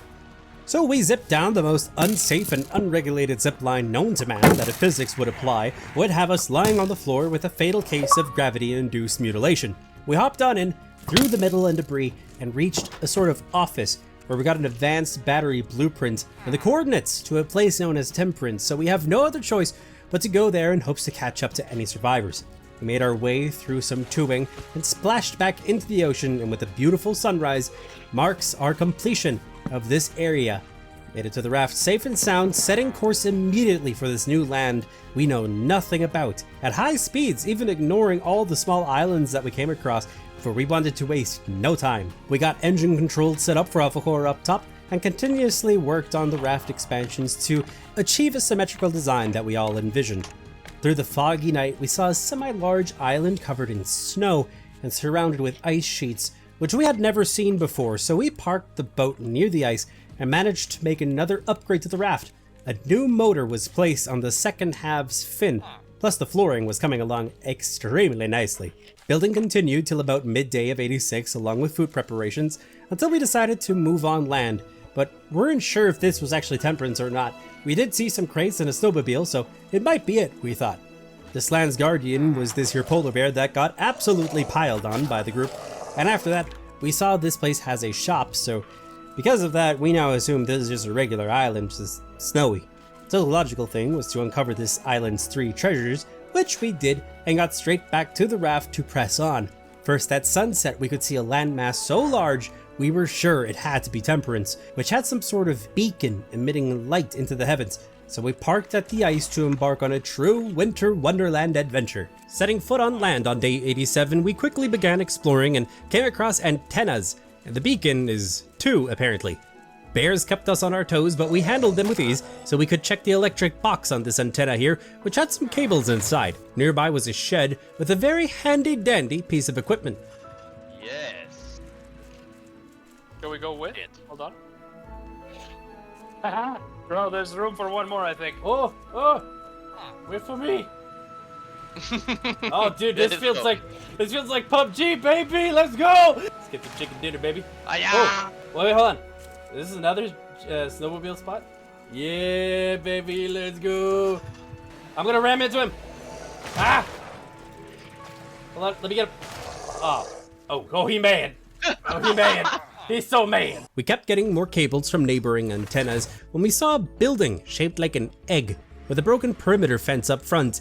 On it was a note from Bruno. So the doll-talking man's been here, saying he lost Miranda but would not lose Henry, who we think is also a doll, and that Bruno is still in pursuit of Astrid. Whoa! Wow! You're right? I think so. Oh, there's a cave down here. Well, now there is, yeah. Moving through this icy tunnel, we needed to plunge into freezing water while fighting anglerfish to make it to this space with more vending machine tokens and a ladder leading up that brings us into the egg-shaped building, where a note from Bruno is found that said the boat was wrecked by the bears, but he was saved by Dedo and the survivors that came along, so it seems like they made it out of Tangaroa safe and sound. Moving up the spiral staircase, we got more coins and notes. Once we got to the observatory room, we saw a screen with constellations on them, as well as some pictures along the walls, when a note from Bruno read that their boat was ready to go and that Ruben could at least walk. Seems like he's been wounded in some way. Henry is staying behind, he says, and they moved on to find more survivors. And our hunches were confirmed. Henry is, in fact, a doll. I guess isolation for long periods of time will cause the old classic Wilson volleyball scenario. The remaining time of the day was spent trying to solve the puzzle with the telescope, along with our journal notes, but we couldn't seem to crack it that easily since we misinterpreted some constellation shapes. It took us way too long to finally sort it out, but throwing our brains together, we finally made some progress on this keypad, which apparently is a safe. There we go. Okay, so we got tokens, advanced stationary anchor blueprint, and the Celine key, boys. Out we go into the snow, onto the speed machines, only for me to get mine stuck. But thankfully there are plenty around to keep on going. We eventually reached a nearby town without running power, but thanks to the cables we had been looting, we began connecting the bubble houses to a power source, which in turn gives us access to them to steal every single belonging of the former inhabitants. This note from Bruno confirms Dedo managed to fix the boat to get them out of here, and that Ruben is recovering but isn't keen on talking to Bruno. It seems like Dedo and Ruben both were kind of getting a little bit weirded out that Bruno was talking to Henry the doll. Can't really blame him. Avagor was kind enough to get us the final cables we needed to get into the main building that seems to be like a town hall. Inside, we got a blueprint for an advanced biofuel refiner, as well as a blowtorch. We went out at night as nearby was this bunker-looking place, and we figured the torch would be useful here, but upon further inspection, it seems like this place is filled with poisonous gas, so we need a new plan. That plan being to go to the beacons. Once there, we see this is the Celine facility where the reactor is that we heard about a long time ago. The blowtorch proved useful to open a padlock, and the Celine key we got unlocked the front gate. Moving downwards, Pixel decided to defy gravity for a little bit, but once physics kicked in, we got to the reactor's controls with a note from Sparrow. We were told about from the notes from Cuckoo, so they actually made it here. Sparrow explains she was sent to Celine with 2 colleagues, but one of them was a mole sent by some investors. Apparently Sparrow left Cuckoo and Owl behind since she didn't trust Owl, since they would have leaked the information of this reactor that can produce limitless green energy to the same people that apparently caused this global mess that we are in, and just simply could not afford to risk taking Cuckoo along. To control this place, we need 3 control rods, which we assume are further down, so we threw on some hazmat suits and went on through a door that was the gateway to some paths that were fully irradiated. We got to some rooms with computers, and the boys were quick to discover there are codes on the walls which helped us unlock a door. We simultaneously had to put them into a computer to pass security protocols, so once through, we made it to the first control rod. But looking through the glass towards the cord, we were witness to some roided out roaches that surely would not be friendly. But we kept on going deeper and deeper where a valve needed to be turned to get through a door, so one of us had to turn it, and the others needed to fend off some creepy crawlies. Roach. Another one coming. Okay, I'll start rotating. You guys shoot the first. Yep. Finally, we got through and scurried on through that door and up a ladder to a gas-free room where the second control rod was located. But the security measures were only getting more intricate. Okay, here's a lever. There's a laser here. Boop. Yep. Ow! I think I know the idea. There we go. Nice. This brought us to our worst nightmare, a puzzle where we actually had to think hard. Plus, it's filled with gas, so we would constantly need to re-equip suits when they ran out of protection. This laser room was a doozy. I ain't gonna beat around the bushes. We struggled with this one and may or may not have been zapped a couple times. But regardless, we got the door open, obtaining the final control rod. A note from Sparrow reads that the research of the reactor was intended for the floating cities, but they could only build prototypes at this stage. The only place that seems to still have survivors is Utopia. But one of the investors, our good old chum, Olaf Flodstrom, has taken control of the community as we assumed. On the count of 3, we shoved the rods in, but at the control panel, the lever was stuck and needs a manual override. Of course it does. We got the reactor key, so that the only thing left to do was to go down and squash some big old bugs. And there are the coaches. It's Half-Life all over again. Yep. There's so many of them. Alright, I'm gonna do this manually. I'm doing it. Keep them off me. Got this one. Alright, just keep them off me. Ah, my bow is gone. I have a spare one. Hold on. Oh, I'm out of gas. Mask. Oh, me too. Oh, shit. Alright, I got one. Only one's left. Oh, I'm about to have it, guys. There you go. Done. Nice. Woo-wee. That was rough. Passing through an icy tunnel on day 90, we unfroze this dude. However, he's also an unlockable character. He ain't got much to say. The real prize was that Alpha Core got the cords to our final destination, Utopia. We made it out alive out of this icy prison and went on back to that first entrance to the bunker that we saw. Uh-oh. Hi. How you doing? This might be a problem. We managed to grab the supplies inside since, well, you know, no one else is gonna use them. But we were not done just yet exploring the area. There was one final spot that caught our attention. Oh, yes! Ah, just made it. Seems like someone's secret stash of supplies are now ours, thank you very much. Now, we are ready to return home. Here we completed the left flooring of the raft completely and prepared for our final voyage. Now then, preparations to face Olaf requires some stuff and things, like healing salves and armor, so for the salves we searched for clay at the neighboring islands and kept an eye out for another llama since Larry just wasn't producing enough wool for the armor. But hey, this place was also abundant in metal for new weapons and good arrows. 92 had us searching for treasure in hopes to stock up on titanium when we had the brightest idea ever. We had gotten vending machine tokens at Temperance. And where can you buy armor with tokens? In f***ing Tangaroa, baby! We're changing course for the big old dome! The trip there consisted of our traditional chores and getting clay and metal. Pixel made time to move the garden over to the left wing and took a moment to appreciate the colossal rhino shark trophy we had gotten. Here's a chonker, alright. 93, and we kept up the looting and treasure digging, plus also worked on the roof for the second half of the raft. Finally, at sunset, we reached Tangaroa and wasted no time at all going